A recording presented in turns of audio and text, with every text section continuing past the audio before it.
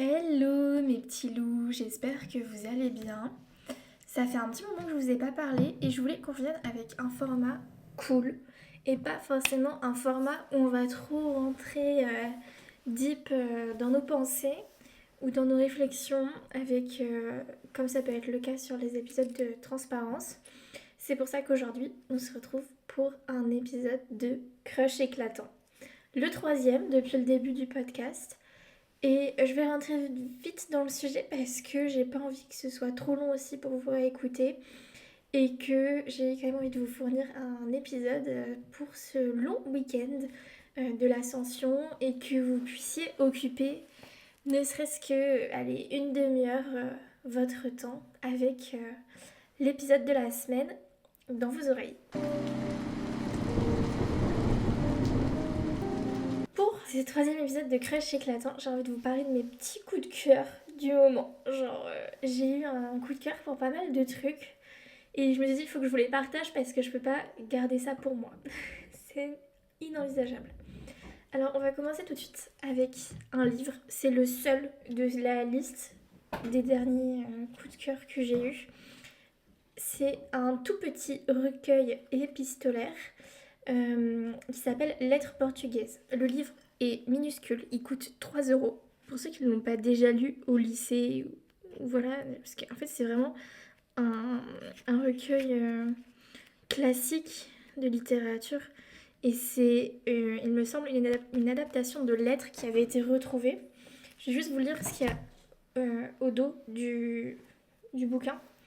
Marianne, une religieuse portugaise, adresse à l'officier français qui l'a abandonnée 5 lettres passionnées et lyriques. Mais sa souffrance et sa plainte se heurtent au silence obstiné de son amant. Lorsqu'en 1669, le libraire Barbin publie ses lettres portugaises traduites en français, il les donne pour authentiques. Le succès qu'elle rencontre tient beaucoup à l'émouvante sincérité de cette voix dont Stendhal, par exemple, ne doute pas qu'elle fut celle d'une vraie religieuse. Ce sont toujours les mêmes ravages de la passion que nous découvrons dans ces pages où s'inaugure un genre qui multipliera les chefs-d'œuvre, le roman par lettres. Vraiment un recueil épistolaire. J'espère que je dis pas des conneries, mais pour moi c'est ça. La haine en moi est en sueur là actuellement. Parce que je me pense à mes cours de littérature française et je me dis, si je sors pas les bons termes, je vais revoir la gueule de mon prof dans mes terres nocturnes quoi.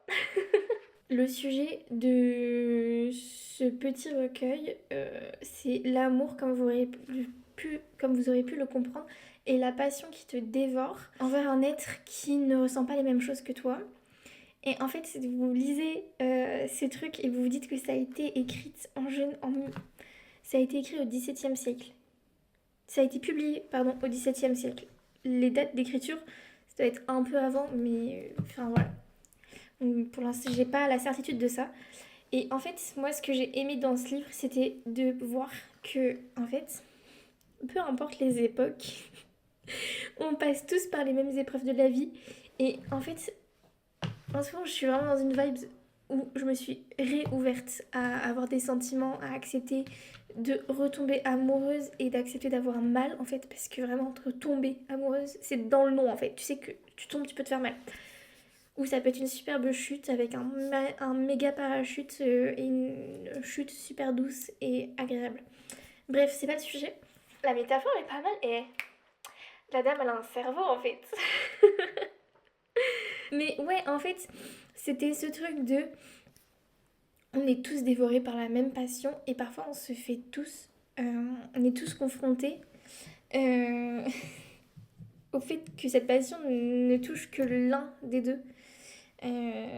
Les mots qui sont employés dans ce livre, enfin vraiment, c'est d'une justesse pour décrire ce sentiment de passion et d'abandon que tu peux ressentir en simultané. Vraiment, rien que pour ça, ce mot est beau. Donc si vous venez de connaître une rupture, plus ou moins ancienne, n'hésitez pas à lire ce livre. Ça va vous rassurer parce que vraiment, Marianne est désespérément tombée amoureuse. Voilà, c'était pour le premier coup de cœur de ces derniers mois, semaines. Il y a une série que j'ai commencé ce matin même et je voulais vous en parler parce que elle ne m'a pas déçue. Je l'ai pas encore fini la saison 1. Je crois qu'il y a qu'une saison qui est sortie. C'est une série, oula, France TV.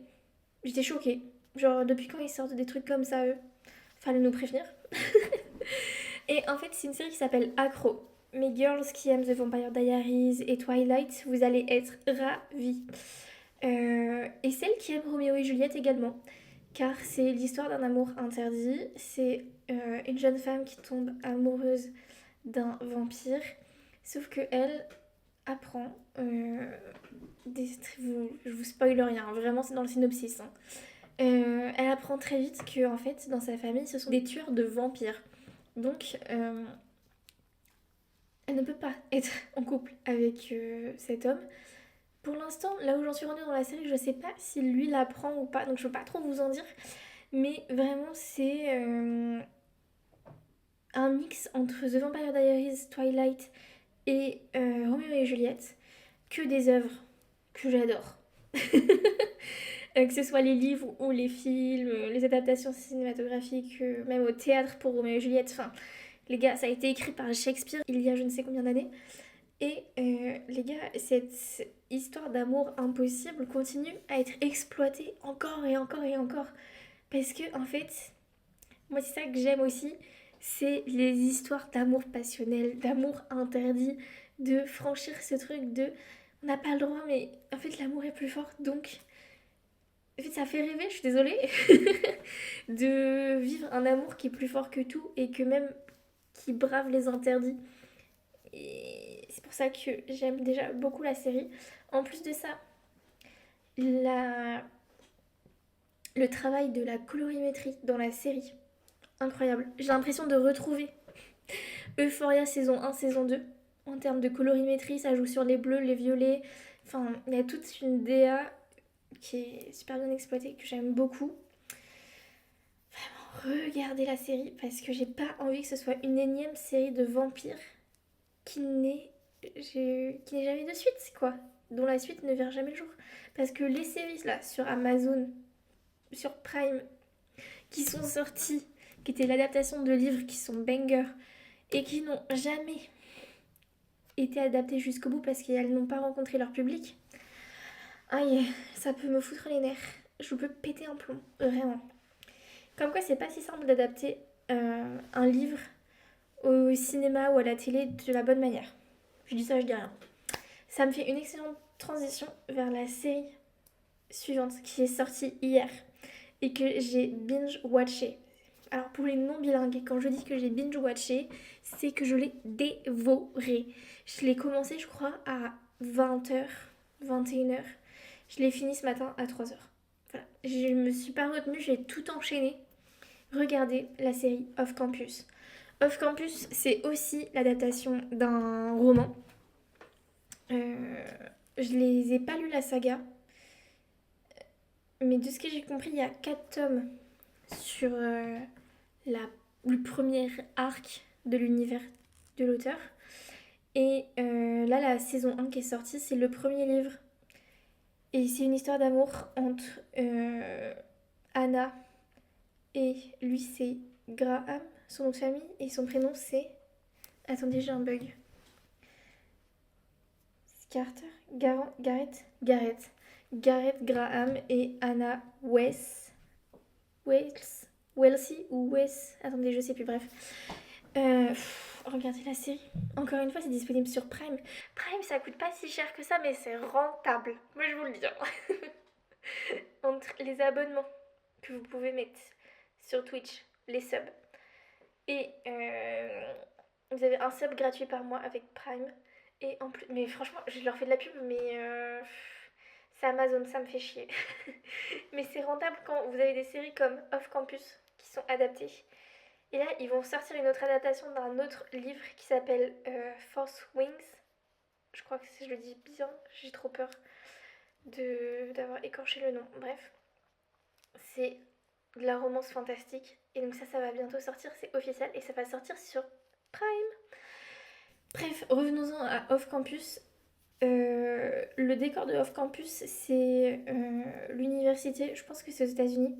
Oui, c'est aux États-Unis parce qu'ils parlent de Boston, New York et tout. Oui, donc. Attendez, les neurones ils se connectent entre eux. Off Campus, c'est du coup le décor de l'université et d'un sport vraiment très nord États-Unis. C'est le hockey sur glace. Guys, j'ai découvert une nouvelle passion, un aquarium à garçons. Je suis trop chiante. Guys, les filles, attendez. Non mais là, les filles, on va se parler entre nous.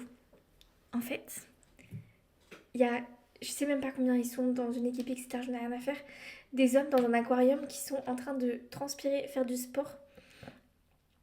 Ils se réchauffent alors qu'il fait super froid dans le truc. Et parfois ils se battent entre eux. Oh my god. C'est un peu violent comme sport. Mais oh là là. Déjà, le décor est cool. Plus, les personnages sont géniaux. Personnellement, ça a beaucoup résonné en moi. Si vous avez lu ou que vous avez déjà vu la série et que vous avez écouté les derniers épisodes du podcast, vous savez pourquoi. Je vais pas rentrer dans le détail parce que je veux pas trop spoiler.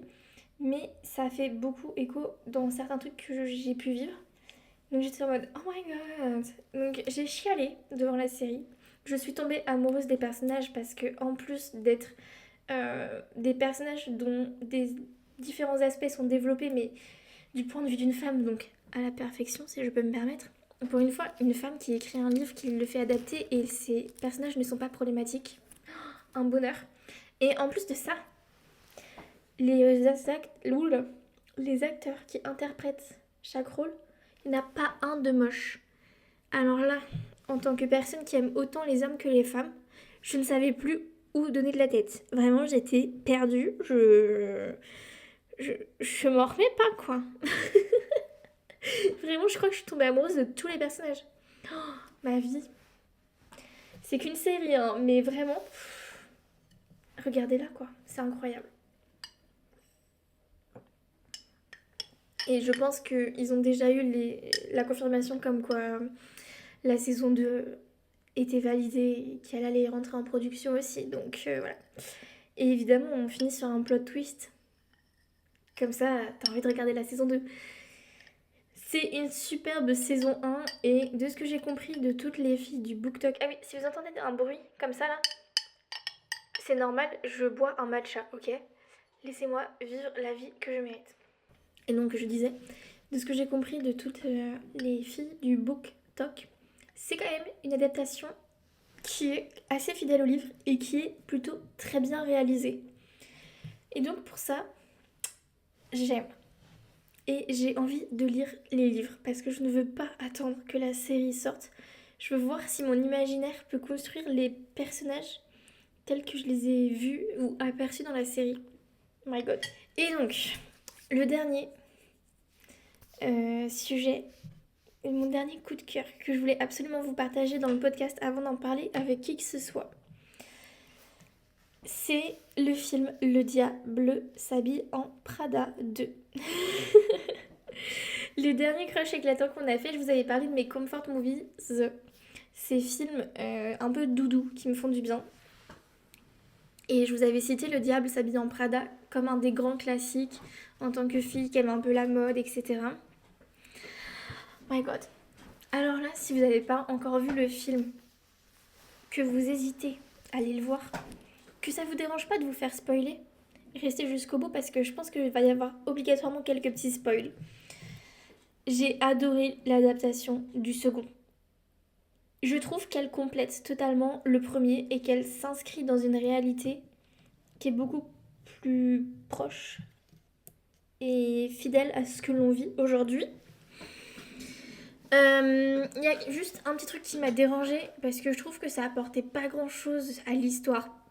C'est le fait que Andy ait une romance en parallèle de l'histoire de base. J'ai pas trouvé ça franchement nécessaire, honnêtement. J'ai été ravie de retrouver le seul personnage masculin. Parce que vraiment, la romance qu'elle vit, Andy à côté, pour moi, le personnage, c'est un personnage secondaire. Mais le seul personnage principal masculin du Diable s'habille en Prada 2, Nigel. Oh, quelle icône! J'ai chialé au cinéma. J'ai été le voir. Alors déjà, allez le voir en voix originale sous-titrée s'il vous plaît. Parce que les adaptations françaises, voilà, on se sait. Bien que Meryl Streep en français, en anglais, en allemand, en espagnol, peu importe, ce sera toujours Meryl Streep et elle est incroyable cette femme. Vraiment, genre, incroyable. Et ouais, en fait, j'ai trop aimé parce que le personnage de Nigel est touchant comme jamais. C'est là où on se rend compte que tous les hommes ne sont pas que des connards. Il y a encore des hommes bien, ça me donne de l'espoir. En tout cas, c'est dans ce genre de film-là où ils sont dépeints de la bonne manière et ça donne un peu de l'espoir. Évidemment, il est gay parce qu'il travaille dans la mode. Enfin, c'est un peu l'image qu'on lui donne depuis le début, mais bon, bref, ça c'est un autre sujet. Attendez, vous savez celle qui joue Emily Larousse dans Le Diable s'habille en Prada? Elle a une sœur. Cette sœur est mariée à l'acteur qui joue Nigel dans Le Diable s'habille en Prada. Quand j'ai vu ça, j'étais en mode quoi? C'est le genre de petit potin que j'adore. Voilà. J'adore savoir que les gens sont liés entre eux depuis longtemps, dû à une œuvre, un truc comme ça. J'adore. Bref. Le Diable s'habille en Prada, les gars. Le 2. J'ai pas été déçue. Celles et ceux qui n'ont pas aimé, je ne comprends pas. Pour moi, pour le coup, on est vraiment sur un film qui a des valeurs féministes, contrairement à ce à ce que l'on avait essayé de nous faire croire avec le film de Barbie. Non, parce que, on va pas se mentir, moi j'étais un peu en mode. Quoi? Là, vous êtes juste en train de mettre un poisson rouge dans un océan, en fait. Là, ça va pas. Autant là, je suis sortie du film et j'étais en mode, oh my god, les femmes. Bravo, quoi. Les femmes. Vraiment, genre, j'ai adoré. Il y a cette réalité par rapport au fait que les entreprises, surtout des grandes entreprises comme les représentées Runway, euh, ont compris qu'elles ne pouvaient pas traiter les gens n'importe comment et que du coup il y a un aspect RH qui est abordé avec le personnage de... J'ai oublié son nom, qu'interprète Meryl Streep. Et vraiment j'étais en mode my god. Ça me manque un petit peu le côté piquant qu'elle pouvait avoir. Mais d'un côté, en fait, c'est pas grave. L'histoire est cool. Bon, en fait, on est ravis de retrouver les personnages. Et en fait, je pense que j'aime tellement le 1 que je pouvais ne pas être déçue par le 2. En fait, si. C'était quitte ou double. Soit je détestais le second, soit je l'adorais. Et en fait, ils ont fait quelque chose qui correspond à la société que l'on a aujourd'hui, tout en ayant un peu plus de, vous savez, de magie. Et ouais, enfin vraiment, j'étais trop contente de voir cette adaptation-là, donc je ne peux que vous conseiller d'aller le voir. Dès le début, il y a des refs au premier épisode. Vous voyez qu'il y a un petit marché aux puces avec un monsieur qui présente les deux ceintures bleues turquoise que, qui faisait débat dans le 1. Enfin, vraiment, c'est plein de petits trucs comme ça. On voit que Andy, elle a toujours quand même ce petit attrait pour la mode, etc. Mais qu'elle consomme pas comme les autres personnes de son entreprise où elle va poser, elle va consommer différemment, elle va consommer un peu plus responsablement. Elle va, j'allais dire thrifter, mais pas du tout. C'est comment on dit, elle va chiner, elle va acheter sur Vinted, des trucs comme ça. Enfin, vous voyez, elle va en fripe. Voilà. Insupportable ces anglicismes. Mais je ne peux que vous conseiller en tout cas de lire les lettres portugaises, regarder Accro et Off Campus sur votre télé et vous rendre en salle de cinéma pour aller voir Le Diable s'habille en Prada 2. S'il vous plaît, allez au cinéma. S'il vous plaît, continuez. Parce que je n'ai pas envie de perdre ce truc de je vais dans une salle avec plein d'autres gens et en fait on va tous être réunis pour être émus sur les mêmes trucs. Et je sais autour de moi que les filles qui étaient assises un peu avec de la distance ou devant moi, elles ont rigolé au même moment que moi, elles ont pleuré au même moment que moi, elles ont eu les mêmes oh, au même moment que moi. On a été touchés par les mêmes choses au même moment et il n'y a que le cinéma ou l'art en général qui peut provoquer ça en fait. Et c'était trop bien, enfin vraiment, genre, j'ai adoré. Donc allez en salle de cinéma voir ce film s'il vous plaît. Il y a une autre série que j'ai commencé qui est aussi disponible sur Prime. Et ça, je vous en parlerai peut-être plus tard dans un prochain épisode de Crush éclatant. Parce que j'attends d'avoir vraiment fini pour avoir un avis. Mais pareil, Elle est pas mal aussi. Ça s'appelle La Maison des Esprits. Et je crois que c'est l'adaptation d'un autre livre, mais où ils ont pris un peu de liberté sur le scénario, quoi. Voilà. Sur ce, je vous laisse. Je vais vite monter ça pour vous le publier en live. Voilà. Vous êtes chanceux cette semaine. En attendant, je vous souhaite de prendre soin de vous, d'aller lire, regarder la télé ou surtout de vous rendre au cinéma. De continuer à vous enrichir culturellement parlant. C'est une vraie chance de pouvoir le faire, ne l'oubliez pas. Moi je vous embrasse et je vous dis à très vite dans vos oreilles en fait. Bisous mes petits loups.